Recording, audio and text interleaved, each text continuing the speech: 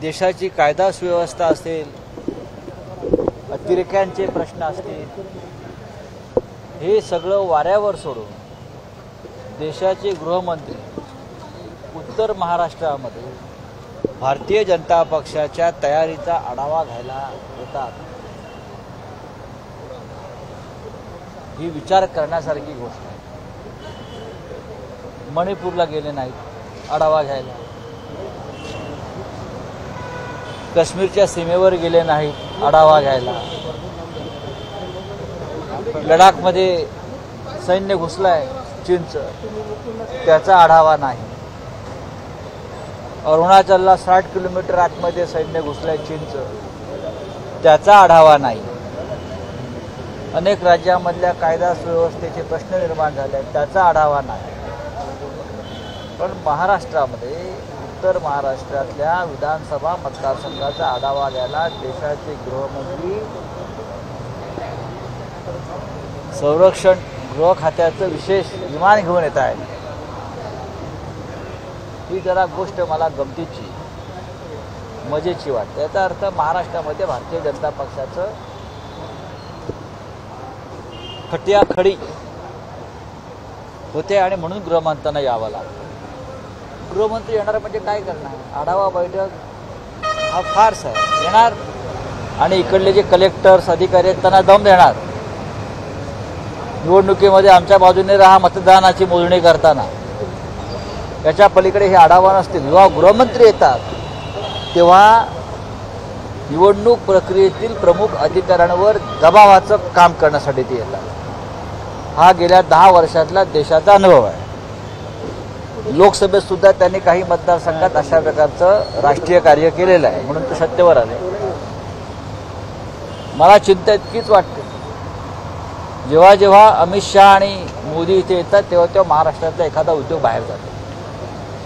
नाशिकमधल्या लोकांनी सावध राहिलं पाहिजे. कोणता उद्योग आता बाहेर जाईल नाशिकचा, उत्तर महाराष्ट्रातला, त्या संदर्भात त्यांनी अलर्ट राहिलं पाहिजे. उद्धव ठाकरे यांनी आम्हाला धोका दिला आहे आणि त्याच्यामुळे आता येणाऱ्या निवडणुकीत त्यांना रोखायचं आहे, असं अमित ठाकरे काल विदर्भात बोलले. अमित शहा काय बोलायचं याच्यावर? काय बोलायचं काय? कोण आहेत अमित ठाकरे? आमचे राज ठाकरेंचे चिरंजीव अमित शहा. मग असं बोला अमित शहा. धोका कोणी कोणाला दिलाय महाराष्ट्र जाणतो, आणि म्हणून लोकसभा निवडणुकीत महाराष्ट्राच्या जनतेनं भारतीय जनता पक्षाचा हिशोब चुकता केला. उद्धव ठाकरे यांनी धोका दिला नसून स्वतः अमित शहा यांनी धोका दिला महाराष्ट्राला आणि शिवसेनेला. हिंदुहृदय सम्राट बाळासाहेब ठाकरे यांच्या आमच्या पवित्र खोलीत जी चर्चा झाली, जे शब्द दिले घेतले, त्या संदर्भातली धोकेबाजी जर कोणी केली असेल तर याच अमित शहाजींनी केली, हे सगळ्यांना माहिती आहे. आणि महाराष्ट्राच्या जनतेनं त्यांचा हिशोब लोकसभा निवडणुकीत चुकता केला. त्याच्यामुळे या राज्याची जनता कोणावर विश्वास ठेवते हे सांगायला नको. भाजपच्या आढावा बैठकीसाठी अमित शहा नाशिकमध्ये येत आहेत. भाजपच्या आढावा बैठकीसाठी अमित शहा येत आहेत आणि त्यांच्या स्वागतासाठी मुख्यमंत्री स्वागतोत्सुक असल्याचे होर्डिंग लागले शहरात. अमित शहाचा मुलगा आला इथे तरी पण मुख्यमंत्री स्वागताला येते. लाचार, लोचट, स्वाभिमान शून्य सरकार इथे बसवल्यावर ते आपल्या उपकारकर्त्याच्या स्वागतासाठी हजर राहणारच. तुम्हीच आता मला सांगितलं की ते भारतीय जनता पक्षाच्या आढावा बैठकीसाठी येत आहेत आणि त्यांच्या लोकांनी मुख्यमंत्री स्वागताला येणार म्हणून सांगितलं आहे. म्हणजे मुख्यमंत्री हे दिल्लीची किती चाटुगिरी करतात या राज्याचे मुख्यमंत्री, असं कधी घडलं नव्हतं. हा छत्रपती शिवाजी महाराजांचा स्वाभिमानी महाराष्ट्र आहे. हा एका मर्यादेच्या पलीकडे ते राजकारणामध्ये या महाराष्ट्रानं कधी चाटुगिरी केलेली नाही. पण त्यांचे इकडले लोक अशा प्रकारचे होर्डिंग लावत असतील आणि काय सांगावं, मुख्यमंत्री येतील सुद्धा. काम काय मुख्यमंत्र्यांना, मुख्यमंत्री येतील सुद्धा. त्यांचे गॉडफादर इकडे येत आहेत, ज्यांनी त्यांना मुख्यमंत्री पदावरती एवढा करामती करून बसवलाय, खोटे नाटी कृत्य करून.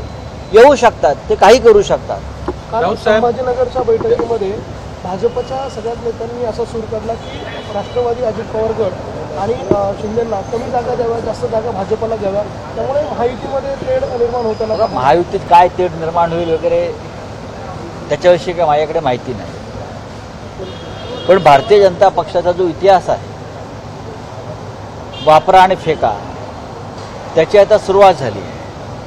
मी 2 दिवसापूर्वी सांगितलं की सगळ्यात आधी अजित पवारांचा काटा काढला जाईल आणि त्यानंतर 2024च्या निवडणुकीनंतर सध्याचे मुख्यमंत्री व त्यांच्या 40 जणांचा काटा अशा पद्धतशीर काढला जाईल की कधी गळे कापले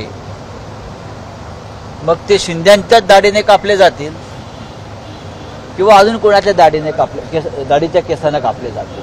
पाहत राहा, मी सांगतोय ते 100% सत्य आहे आणि ती तयारी आणि प्रक्रिया सुरू आहे.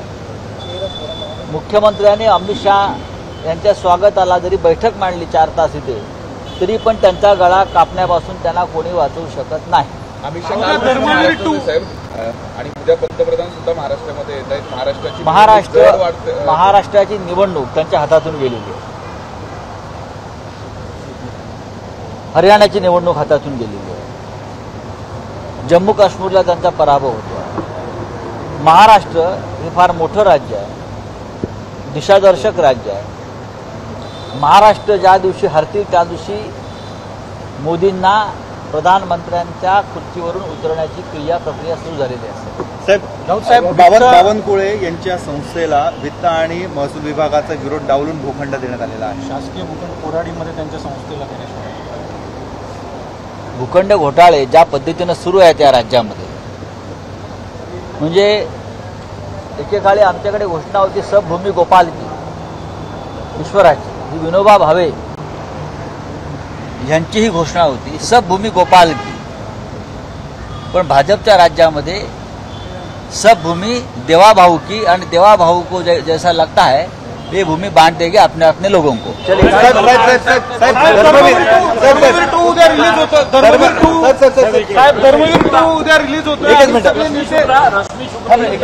धर्मवीर 2 चित्रपट उद्या रिलीज होतो.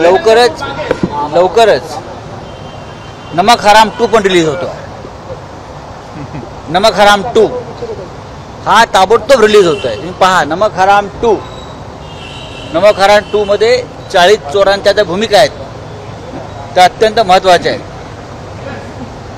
नमक हराम 2 हा ब्लॉकबस्टर सिनेमा महाराष्ट्रात येतोय, सध्या सुरू आहे, पण तो पडला आम्ही नवीन काढतो. एबीपी माझा, उघडा डोळे बघा नीट.